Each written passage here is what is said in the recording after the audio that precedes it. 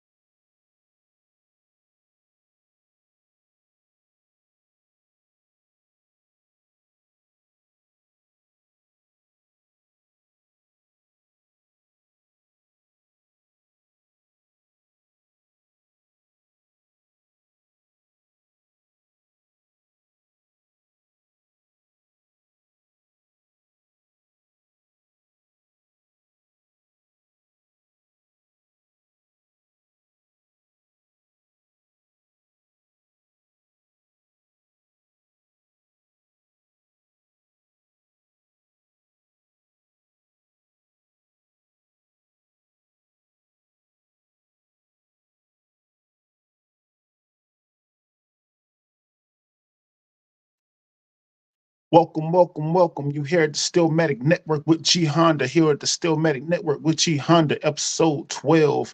Chargers and the Steelers. Chargers and the Steelers. Man, I appreciate y'all being here with me, man. Appreciate y'all being in here with me.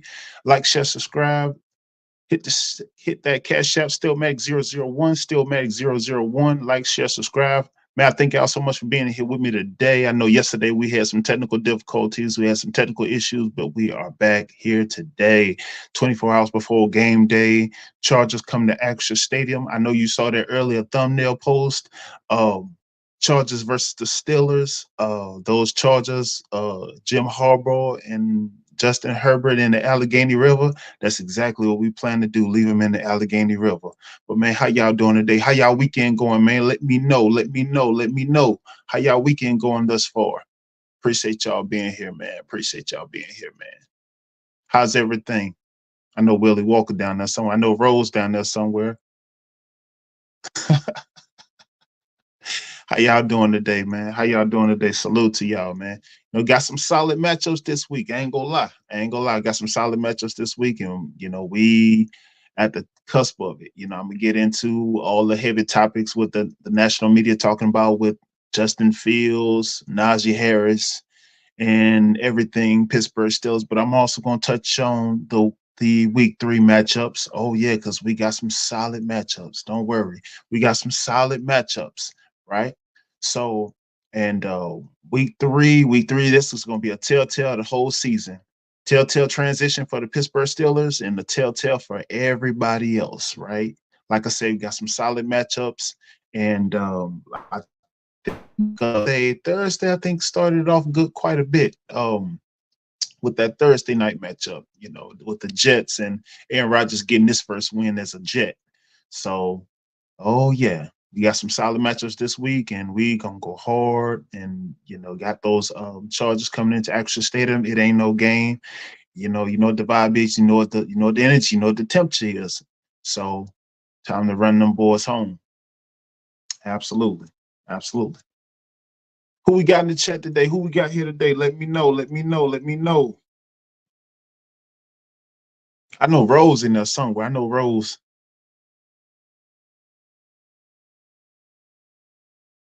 I know Rose in the building.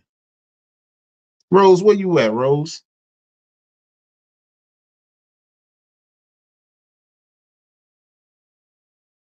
So I'm gonna go ahead and get started. I ain't gonna keep y'all too long because I know y'all here for the weekend slot. Y'all got a whole lot to do. Y'all probably out with the family right now. Out shopping with the family. If you Walker, he probably out at the mall buying some hot socks, some knee socks for his knock knees. But it's no never mind. But I know weekend is a family time. So I'm gonna be brief. I'm gonna keep it about an hour, sub an hour, something like that, give or take. But I'm gonna go through these week 3 assessment matchups that we have. These week 3 matchups that we have. All right. So we got the Giants and the Browns. The Giants and the Browns, right? So the Giants going to Cleveland. The Giants gonna come to compete. The Giants gonna come to play. However, the Browns defense is definitely gonna be too much for them. Myles Garrett and company is definitely gonna be too much for them. Yeah, they're gonna be too much for them. Daniel Jacobs, it ain't. Mm-mm. One, you ain't the answer for New York. You ain't the answer for New York, bro.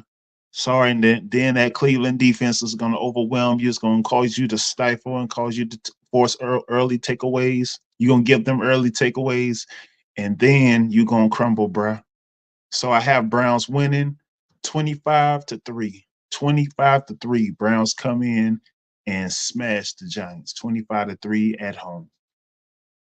Next, you have a potential game of the week. Potential game of the week. You got the Eagles coming to the NOLA, the 504, New Orleans, to take on the Saints.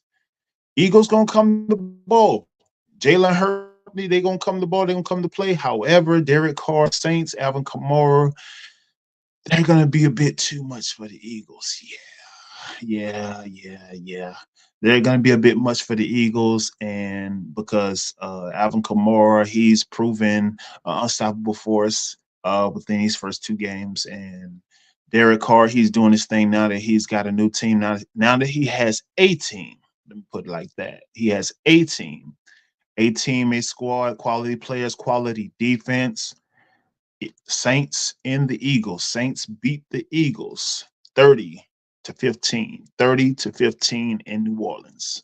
Saints get the week 3 win over the Eagles 30-13. Next, we got next matchup. We got the Houston Texans coming to Minnesota. Houston Texans coming to Minnesota. Houston Texans, CJ Stroud and company. They're looking to come in and get a win over the Minnesota Vikings. However, Minnesota Vikings have been playing well despite Justin Jefferson being injured. Sam Darnold, he's going to look to, do what he do. He's going to look to come in and compete and defeat and hold court. But CJ Stroud is going to overwhelm him with heavy passing. CJ Stroud definitely passes over 300 yards in this game. And the Texans beat the Vikings. The Texans beat the Vikings 21-10. 21-10. Texans, Texans beat the Vikings 21-10. Next matchup, we got the Denver Broncos coming into Tampa Bay to take on the Bucks. Denver Broncos coming into Tampa Bay to take on the Bucks. Broncos, are they coming off a loss? So how they going to be hungry for a win? They're going to be hungry for a win. So they're coming in to take on Baker Mayfield and the Bucks' heavy, strong defense. But Tampa Bay Bucks is going to run them out the stadium. They're going to run them out of Florida. So Buccaneers, they win 18-3. Buccaneers top the Broncos 18-3. Put a 1 in the chat if you can hear me. Put a 1 in the chat if you can hear me.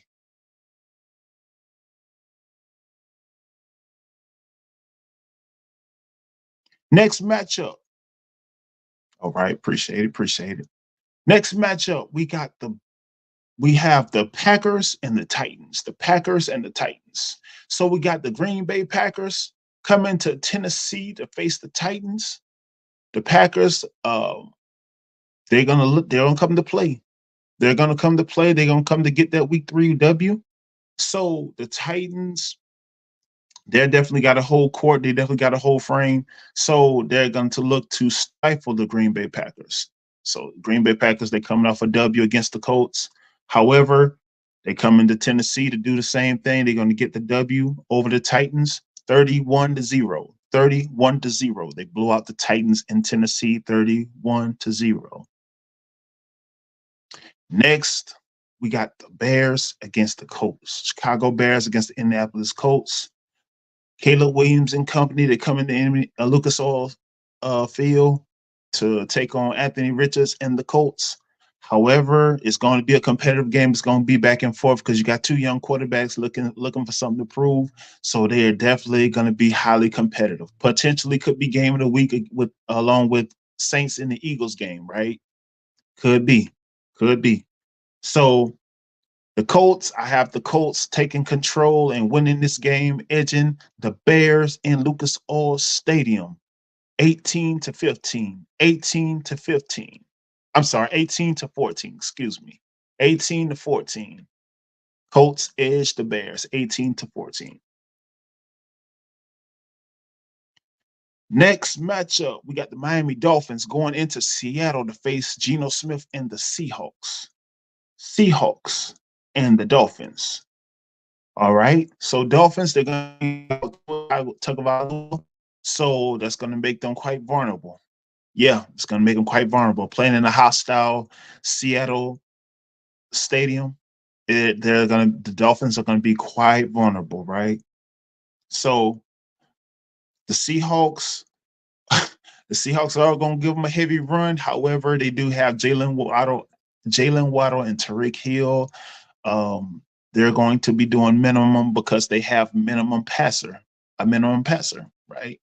So it's not like Tua's back there to throw them the ball, so they're going to be completely vulnerable at the QB position. Therefore, I have Seahawks edging the Dolphins 21-20. 21-20.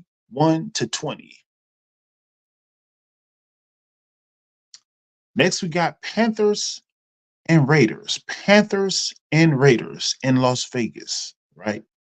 So Panthers, they've been going through a whole bunch of dilemmas, benching Bryce Young, a whole QB dilemma. Andy Dalton starting. Andy Dalton's like 50 years old, but I'm joking, I'm kidding. Andy Dalton's he's a qualified veteran, and you know, Panthers they looking to get a win in Las Vegas. Most likely not gonna happen. Not gonna happen. So you got the Raiders, Gardner Minshew and company looking to take on the Panthers. However, I have them beating the Panthers 14-0. They beat the Panthers 14-0. 425 slot matchup, 49ers versus the Rams. 49ers versus the Rams. So Matthew Stafford and the Rams, they host the 49ers, Brock Purdy and Kittle and Deebo Samuels. I believe it's going to be a highly competitive matchup. However, 49ers going to be too much for them. 49ers, they're coming off a loss in Minnesota. So they're definitely going to be hungry for a win. So they're definitely going to come in looking to stifle Matt Stafford early and score the ball early. And also I have 49ers winning over the Rams in LA 27-16. 27-16. 49ers over the Rams. Next, we got the Lions and Cardinals. The Lions and Cardinals in Arizona. Highly chess matchup. Jared Goff and Kyler Murray. However, Kyler Murray's at home, and whenever Kyler Murray's at home, he is solid. He's rock solid at home. So Kyler Murray, he's definitely going to pass over 200 yards, passing to Marvin Harrison Jr., and they're going to be too much for the Lions to stop at home. However, Lions, Amon St. Brown and Laporte, they're going to do their thing. The run game, they're going to do their just due. However, I have I have Cardinals edging the Lions. Cardinals edging the Lions. 31-28. 31-28 at home. Oh yeah. Next, we got the Ravens and the Cowboys. The Ravens and the Cowboys in Jerry World. Ravens and the Cowboys in Jerry World. Awesome. So the Ravens, they're 0-2. They're coming for a week 3 win. They're going to be hungry. They're going to be Lamar Jackson is furious right now because, I don't two-time MVP, but yet 0-2 on the season, right? I know I've been seeing the memes all week. However, it ain't looking too good for the Cowboys. They're coming off that blowout loss last week to New Orleans. 44-19. That's nothing to smirk at, snort at, or anything like that. So, but the good thing about it, they're going to be at home. They'll have a lot of energy on that last outing. Didn't look too well, but they're going to look to rebound from that. And what better way than to rebound that from stepping on the Baltimore Ravens, right? Stepping on some dead birds, right? Yeah. So Dak Prescott definitely going to come out with something to prove. CeeDee Lamb, he's definitely going to come out hungry and looking to dominate that secondary. And I have Dallas beating the Ravens. Dallas beating the Ravens. 23-14. Dallas beats the Ravens. 23-14. Next matchup, we got the Kansas City Chiefs and Atlanta Falcons. Kansas City Chiefs and Atlanta Falcons. Home of the KC Masterpiece Barbecue against the Lemon Pepper Wings. Yes, sir. So Pat Mahomes and company going to come to take on Kirk Cousins and the Falcons. And, of course, Pat Mahomes, he's going to do his thing. He's going to pass over 300 yards against a stingy defense over the Falcons. Kirk Cousins is going to do his thing here and there. Bijan Robinson is going to rush over 200 plus. This is going to be a nail-biting game. It's definitely going to come down to a wire. Definitely going to be high level, high scoring. So I have the Chiefs edging the Falcons in ATL. Chiefs edging the Falcons in ATL. 33-31. 33-31. Next matchup, we have a doubleheader Monday night matchup. You got the First game is gonna of Monday night matchup is gonna be Jags and Bills. Jags and Bills in New York, Orchard Park. Jags is gonna look in to come in and stifle the Bills and Josh Allen. So Trevor Lawrence versus Trevor Lawrence versus Josh Allen. Josh Allen. So Jags gonna come in to look in. They're going to come to look to step on the Bills in New York. Bills won't have it. Bills going to be highly competitive. Bills going to come to play. The Bills been playing decent lately. So I have the Bills beating the Jaguars in New York. The Bills beating the Jaguars 18-9. 18-9. Bills beat the Jaguars in week 3. The second matchup of the week 3 Monday night header, the Washington Commanders against the Cincinnati Bengals. Washington Commanders against the Cincinnati Bengals. Jalen, 2 LSU legends. Shout out LSU, Louisiana forever. 2 LSU legends, 2 LSU Heisman Trophy winners, 2 LSU national. Well, excuse me. 2 LSU Heisman Trophy winners. Let's get it right, Greg. Let's get it right. All right. So week 3 matchup in Cincinnati. Jalen Daniels, he's definitely going to come to play. He's definitely going to come to compete against Joe Burrow.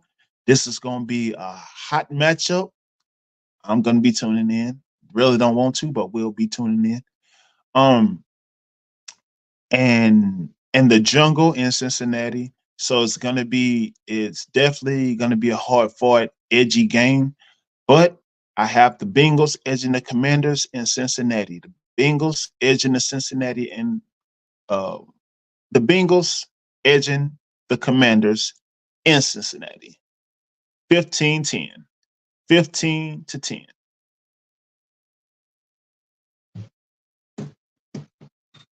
And I want to get into something relating to Justin Fields. I know the national media, before I get into the assessment of the Chargers and the Steelers, I'm going to save that for later. Save the best for last, right? Icing on the cake. So I want to get into something regarding Justin Fields and the national media that they've been. I know everybody hyping up Justin Fields, saying that this and that in the fifth, and give him all this, if you want to call it validation of such, whatever you want to call it, right? Teach his own. I mean, and my thing personally, for me personally, as a Steelers fan, he's done a decent job thus far. Nothing to write home about. Definitely nothing to write home about. However, you giving the media saying everything they want to say. Everything they want to say. They could beat Steelers could beat any team in the league right now. Justin Fields is the perfect fit, and yada yada yada. Whoop de whoop de whoop. I may have been born that night, not last night. Come on now. He ain't Big Ben. He ain't Cordell. Well, we know what time it is, right? But it's all about that developing process, and he may have not have had that developing process in Chicago, right? So where he was called to play immediately. So, well, he was called to play immediately, but he didn't get to get any experience to sit and see the game speed from another's point of view, and was just called to be an immediate impact with an organization that's quite fragile, if I might say. That's just my personal opinion. It's Chicago Bears organization has always been one of those organizations that really never develop personnel like that. In my opinion, it's just one of those things. Just one of those things. And Justin Fields, he's definitely no superstar. He's definitely not no dominant player. He's been doing a decent job for these past 2 weeks. Hats off to him. Hats off to Hugh Justin Fields. You've been doing a decent job, and I look forward to you doing a better job, as the offense is indeed a work in progress, the offensive line. The receiving core, it's gonna come sporadically. It's definitely gonna come sporadically. But no singular focused on Justin Fields play, national media saying what they say, and that's gonna be water's gonna be wet, right? So make no mistake, he's a work in progress. He is developing. He coming from an organization that put no development in him whatsoever. In the little time that they had, nothing was built around them. Nothing was built around him. One man show, if you will, kind of, if you would say, kind of parallel to what Cam Newton was in his early years in Carolina, right? However, I must say, with the aid and help of Arthur Smith, Tomlin, they are creating packages for him and creating sets for him that he's able to, make those great passes and make those leaps and bounds and those adjustments and grow and develop into the quarterback. I believe he's only about 24, 25. So you still have room to grow. You still have room to grow and to progress. And I may mention to one of the last shows that a lot of the quarterbacks that come out and play immediately but don't necessarily sit and see the game speed.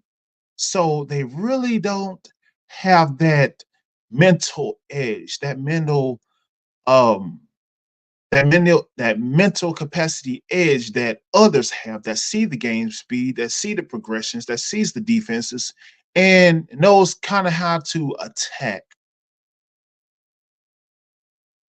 So you can say, media can say whatever they want to say. Justin Fields is not a star. He's convenient. He's doing exactly what we need him to do. He's doing a decent job. But the all the hype messages and the cheerleading need to stop. Y'all need to stop. Y'all need to stop. I mean, I know what y'all trying to do. Stop. Just stop. Just stop.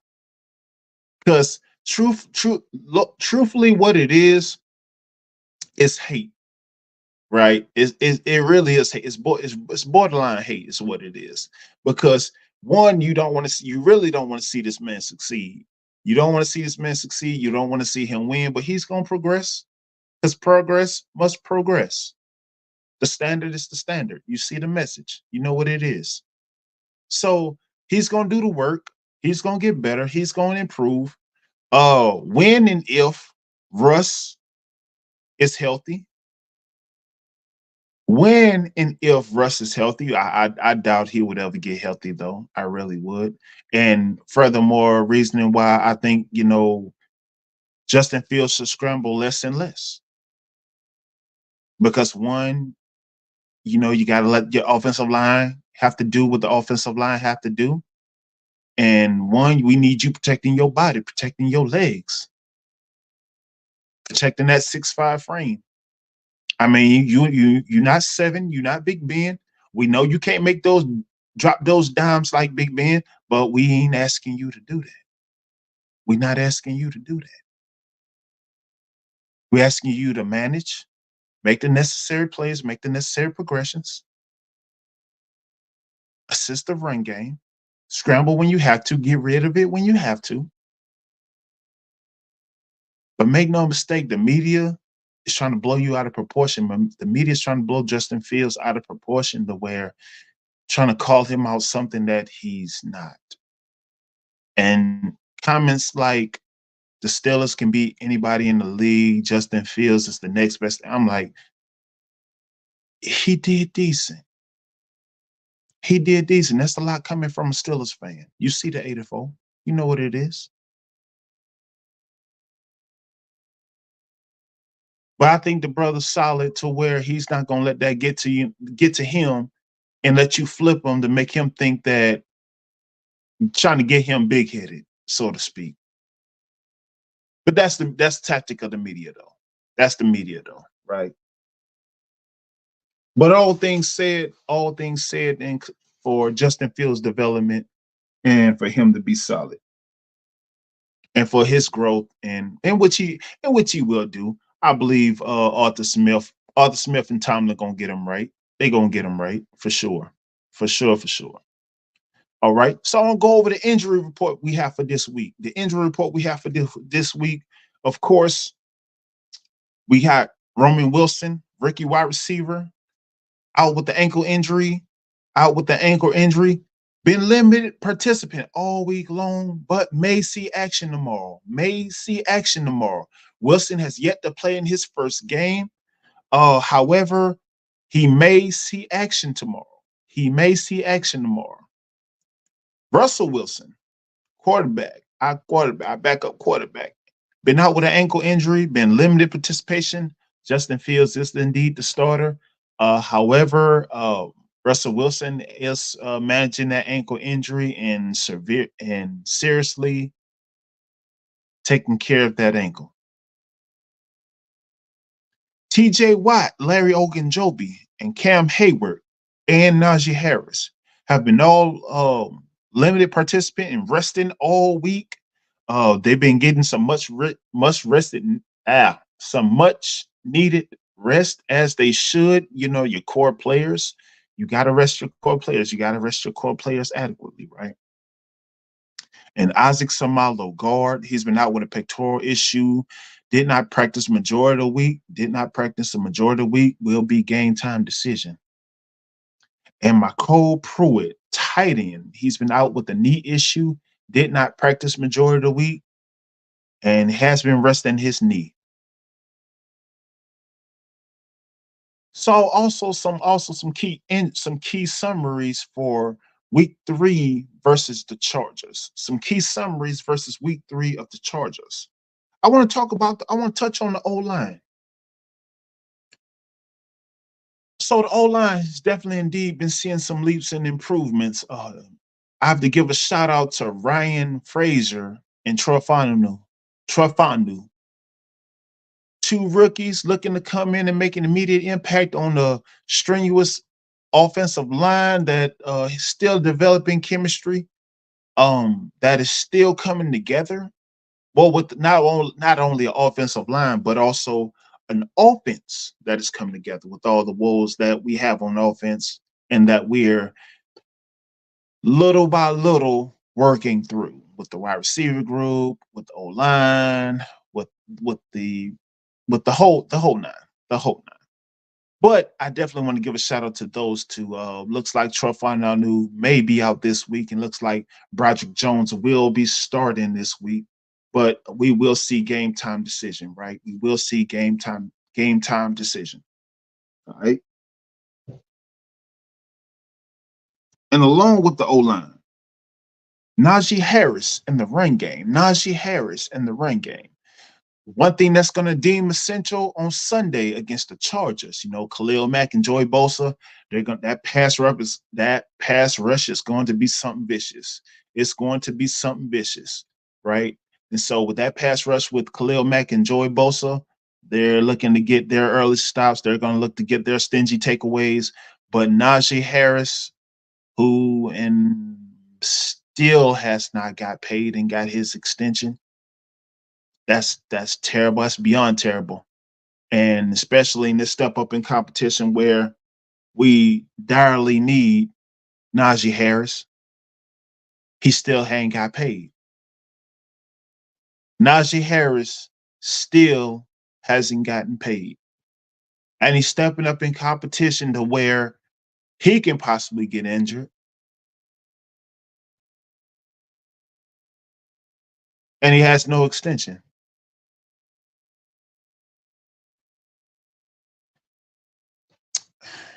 Me personally, I got mixed emotions about this. I really do, because Najee, I've been following Najee ever since he was at Alabama, and his story and such. And I just think it's atrocious, to say the least, that this man ain't got paid. All this years, man, he has over 1,000+ yards rushing, and he hasn't got an extension. And you depending on Najee to be your workhorse, and you just paid Pat Freiermuth $50 million, and he had 4 catches last week. You just paid Freiermuth $50 million. over the next 5 years. And he had 4 catches last week. 4 catches.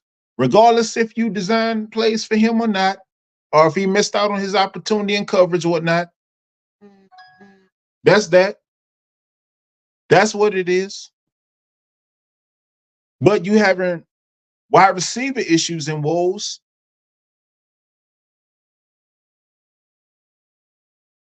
And he's not stepping up and he just got paid. But you're depending on Najee, the one that's going to be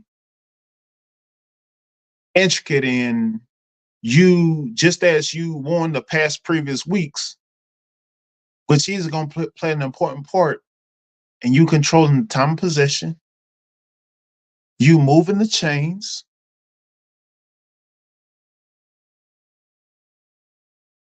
That's the only way you're gonna beat the Chargers. Justin Fields ain't no damn Marino. He ain't Joe Montana. He ain't Big Ben.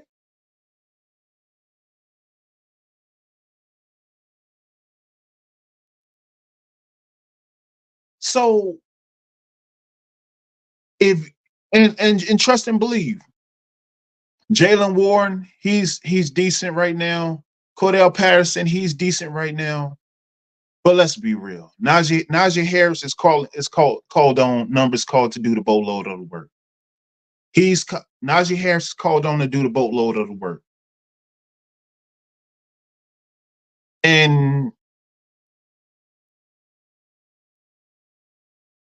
with the gaps, with the gaps in the holes that the O-line is going to have to create for him, and like I said, the O-line is going to have to win at the line of scrimmage. The O-line is going to have to win at the line of scrimmage. You know, those still the ball. You know, ground them. It's not going to be a heavy, high-scoring game unless somehow, some way, the receiving core come to life. Because somebody got it. It's just George Pickens. I can imagine they're gonna create zone coverage to contain George Pickens. Oh, we already know. But he gonna get his numbers. We not worried about George Pickens. But it's the $50 million guy and the other receiving core that we looking at.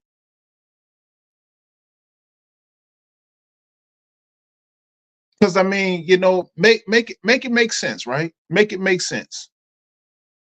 Okay.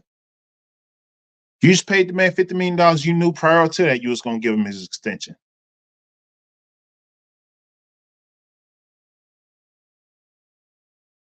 And I'm just looking at I'm looking at tight ends from tight ends past. Antonio Gonzalez produced heavy when called upon. Gronkowski produced heavy when called upon. George Kittle produced heavy when called upon. Jimmy Graham produced heavy when called upon. I could keep going. FREIERMUTH, I could keep going. I ain't gonna bring up Heath Miller. I'm not gonna bring up Heath Miller. Everybody know who the 83 is. But who exactly is 88 for us? Who exactly is 88 for us? And is 88 gonna show up on Sunday and dominate? Is 88 gonna show up on Sunday and dominate?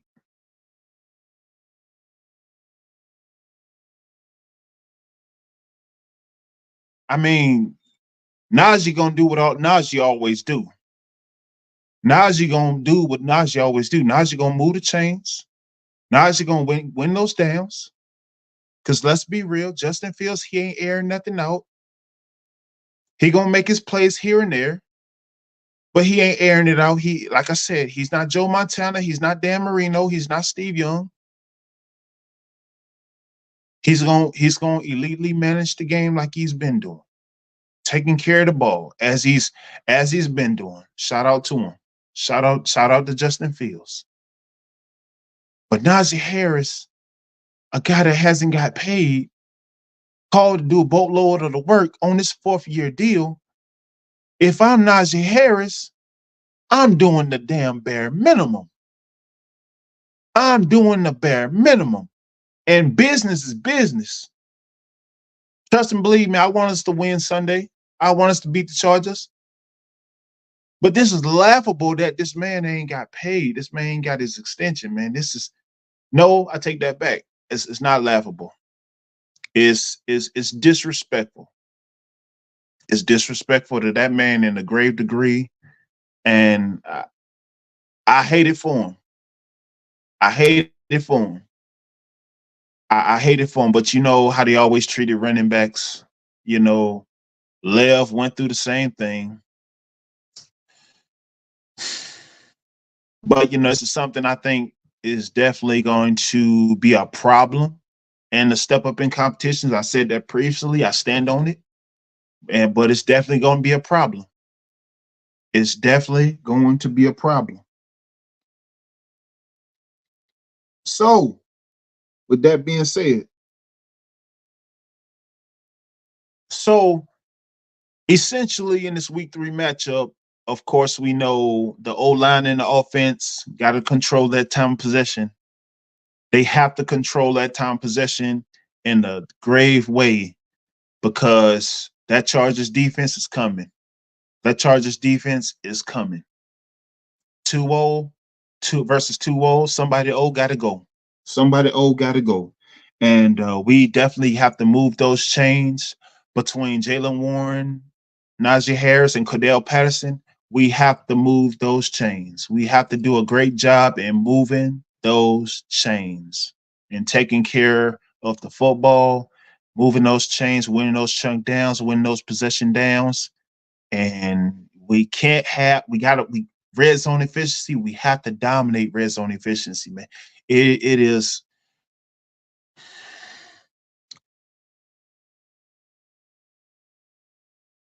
It's no excuse. It's no excuse not to be efficient in the red zone. No excuse for any NFL team, any professional to not be efficient in the red zone.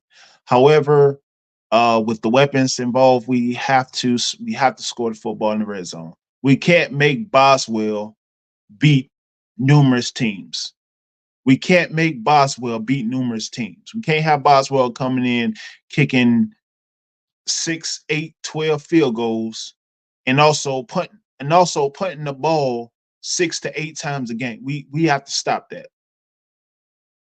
We have to stop that. Those things have to cease. Those things have to cease. Okay. Also on the defensive side. So TJ and company, TJ Highsmith Queen, the defensive side has to get early takeaways. They have to get early stops against Justin Herbert. This and that about Herbert being injured, having an injured ankle. Not buying it. So there must be early stops, early takeaways. We know TJ gonna do his thing. We know Highsmith gonna show up. We ain't worried about that. We ain't worried about that in the least bit. So but that secondary is gonna have to show up big. Secondary is gonna have to show up big, and because they have McConkey and Quentin Johnston, who's two of their best receivers, two quality receivers, and will indeed get their fair share of moving the chains and making first down plays and such. So that's going to be there. That's going to be a heavy challenge for Dante Jackson and JPJ and Corey Trice, and of course Beanie Bishop. He's going to be in the lineup as well. So yes, that secondary, they're going to have their hands full and getting their necessary stops.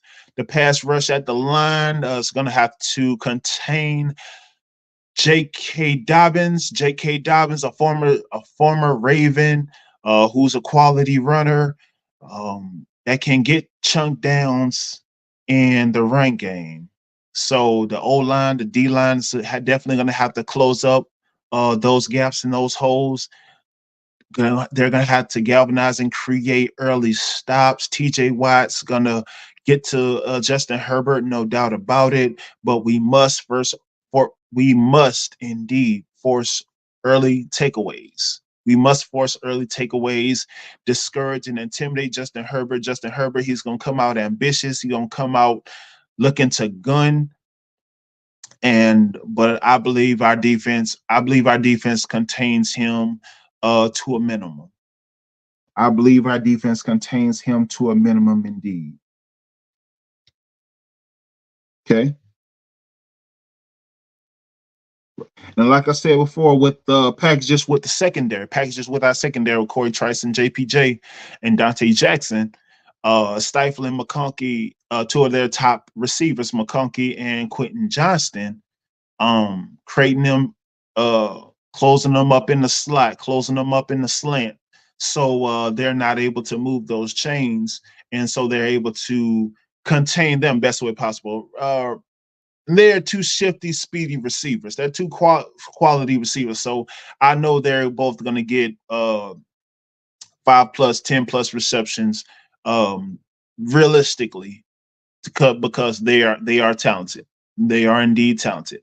However, we can indeed create splash plays off of them via fumble, interception with Minka, man in the secondary, and Dante Jackson. You know, he's going to be active, and we get some heavy hits on those guys early. So if defense can make some heavy plays, some heavy splash plays early, that puts us in good business in the head of schedule and in great company. Yes, it does. Yes, it does. But definitely both sides of the football, we definitely want to be solid, right? Solid running the ball, solid chunk passes, and which brings me to the wide receiver play.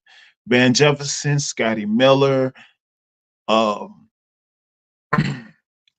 Pat Freiermuth. Pat Freiermuth, you're I look at the tight end position as an assistant to the wide receiving core. I mean, anytime you got guys like those solid guys, that's receivers, that's even Jimmy Graham, Mike Evans, you know, you just an extended wide receiver. You just an extended wideout. So you have to come up big, and plus you just got paid all that money, man. I mean, I'm just trying to see where, you know, if he's not being drawn and incorporated into the offense immediately, or because every other option, once the chains are moved, every other option should be you. Because if George is not stretching the defense and George is gonna beat you in the slant, he gonna beat you in the slot, he gonna beat you in the curl, straight out, whatever the case may be, right? It's not too many people that's keeping up with him, right? But why not? Why Patrick Freiermuth? Why Pat Freiermuth is not dominating? Talented guy, just got paid. Obviously, you know, money speaks for itself. But you need to be more involved, man. You need to be more involved, and you know, contribute more to making plays on offense, moving those chains, getting into that red zone efficiency, scoring the ball. Also, defense gonna do what defense do. They gonna make their plays, but we need to make plays early. We need to make plays early and get ahead of them early. We can't encourage Justin Herbert. We can't encourage him none in the least. J.K. Dobbins, we got to neutralize them boys early. Neutralize them early.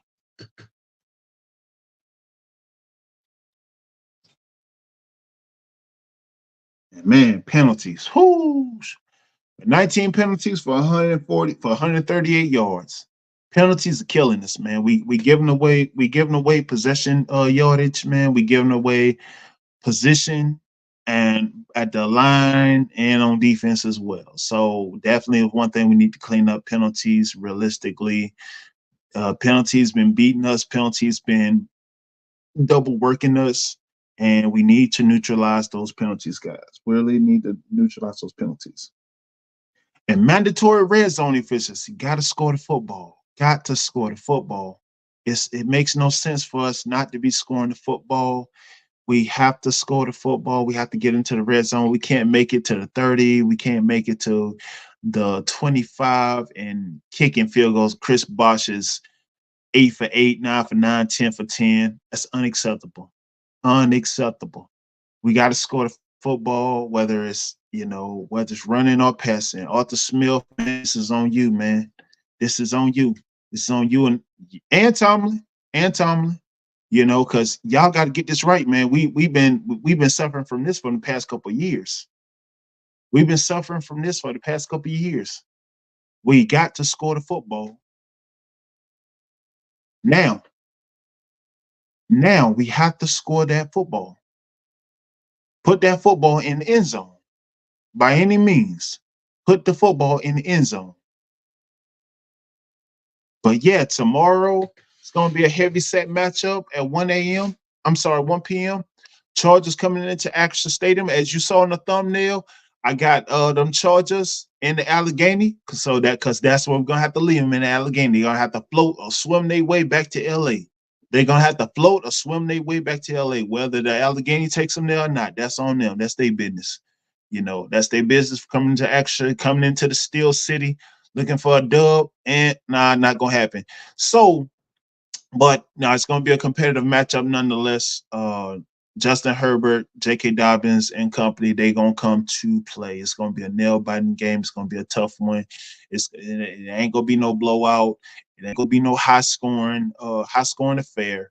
But it's going to be highly competitive nonetheless. Highly competitive nonetheless.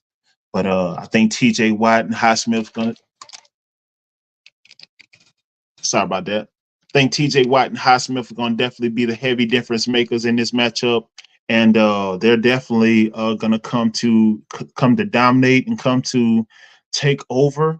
And I have the Steelers winning 16-9. Steelers beat the Chargers 16-9. But man, I appreciate y'all being in here with me, man, today. I know yesterday we had technical difficulties and things was messing up yesterday, and that's why I went live today, giving my assessments on the games on the week 3 matchup. And man, y'all make sure y'all like, share, subscribe, hit that Cash App, Steelmatic 001, Steelmatic 001. Man, I appreciate y'all for being here today, Steelmatic family. I appreciate y'all for being here. Appreciate y'all for tuning in. Appreciate y'all for sharing the other lives I've been streaming throughout the daily, and also with the shorts as well. Man, I appreciate y'all greatly. So, man, this don't happen without y'all support. This does not happen without y'all support, man. I appreciate y'all greatly. So, and also, let me know who y'all rooting for this week. Who y'all teams y'all pulling for this week. Rob Pink, I know Rob Pink got the Broncos winning. I don't know about that one, Rob. That's gonna be walking a tightrope, bro. Really though. And I know everybody else got some 49ers, some Eagles fans, no Cowboys fans, thank God. And no, I'm kidding. It's Steel's channel, but I like to ingratiate, with all the teams here, man, and definitely, man, show my appreciation, man, for y'all, man. Because like I said, this don't happen without y'all. But man, make sure y'all like, share, subscribe, share the content, man. Hit that Cash App, Steelmatic 001, Steelmatic 001, and share the videos. I got a couple more lives going. Got a couple more lives going today. Got one going on at 3 p.m. Also, one going at 6 p.m. And make sure y'all check those out. Hit the like, share, subscribe on that content as well. And man, I appreciate y'all, man. Make sure y'all hit the community tab and hit that notification, because I definitely got some more things and ideas up the pike for the network, for the channel. But man, like I said, I appreciate y'all. I am G Honda. I appreciate y'all being here at the Steelmatic Network. Thank y'all so much. Tune in live with me till next time on Monday.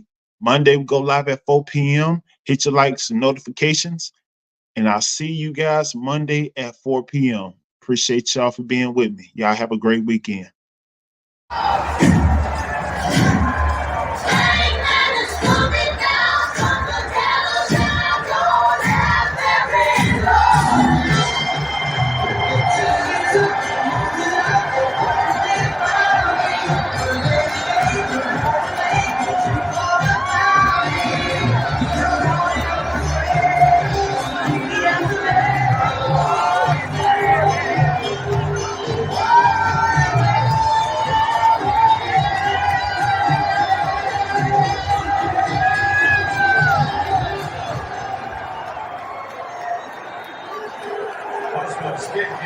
answer on the touchback.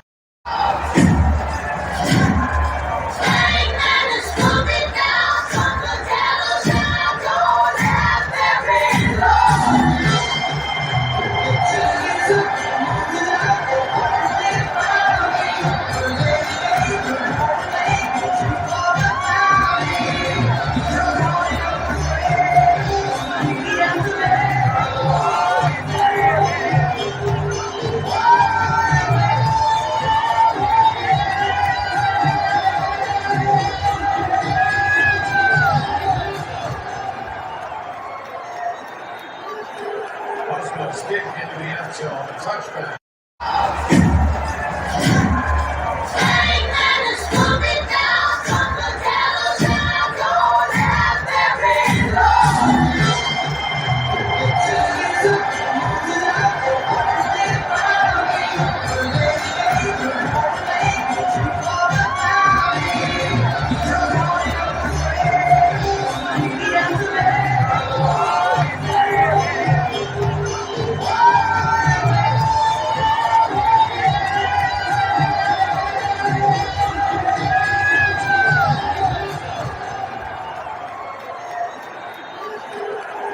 Stick into the end zone, a touchback.